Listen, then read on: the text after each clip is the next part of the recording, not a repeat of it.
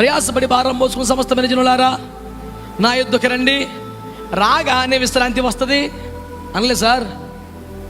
వచ్చి మీ మీద నా కాడి ఎత్తుకొని నా యొద్ద, అప్పుడు మీ ప్రాణములకు విశ్రాంతి.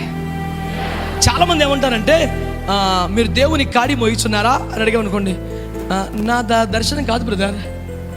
మరి మందే దర్శనం అమ్మా. ఎంతమందిని పిలిచాడో వారందరినీ కాడి మోయండి అన్నాడా లేదా? మీలో కొందరైనా నా కాడి మోయుడి అన్నాడా? ప్రయాసపడి భారము మోసుకొనుచున్న సమస్త జనులారా, మీ పాప భారమును నా మీద మోపుడి, నా కాడి మీ మీద ఎత్తుకునుడి. నీ కాడి ఏంటయ్యా?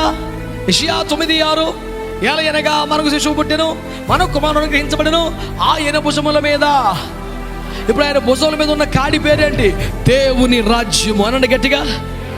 అంటే ఈ భూమి మీద దేవుని రాజ్యమును స్థాపించాలి అనే భారము యేసయ్య భుజముల మీద ఉన్నది.